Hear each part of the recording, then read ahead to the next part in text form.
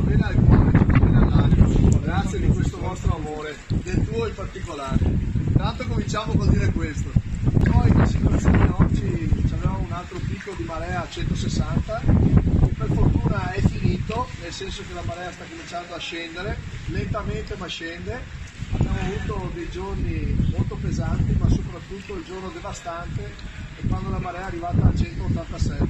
A 187 abbiamo l'acqua come nel 66, è entrata nelle case, è entrata nei negozi, è entrata nelle centrali elettriche, ha costruito danni immensi. È successo una concausa di fenomeni.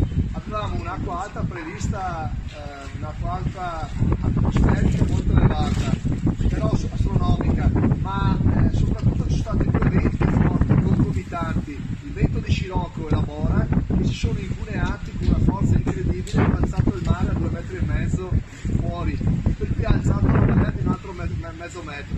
L'anno scorso già era successa una cosa del genere, soltanto che si era evitata appunto questa marea eccezionale perché i venti avevano cominciato a soffiare 2 ore dopo. E io l'avevo avvisato tutti, ho detto guardate che questa cosa si capita che arriva insieme il vento e l'alta marea astronomica, è un disastro, e purtroppo quest'anno è successo.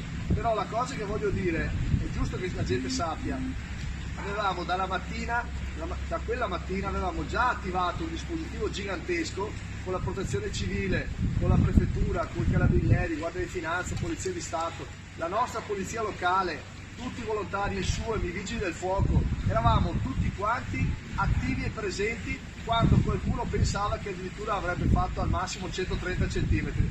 Per fortuna, perché così siamo riusciti almeno a dare quella sicurezza alle persone, che è la prima cosa ovviamente che ci interessa. Abbiamo l'occasione per la prima volta, dopo tanti anni, di poter fare le cose, dimostrare che l'Italia va avanti con la gente che lavora, con quelle persone che si alzano la mattina tutti i giorni e veramente portano a casa la vita per i loro figli, per il nostro paese. Dobbiamo ringraziare quei lavoratori, quelle imprese che continuano ad avere fiducia in questo paese che veramente ha bisogno di rinascere, di risorgere. Per cui chissà che Venezia sia anche un esempio di rilancio proprio per tutta l'Italia.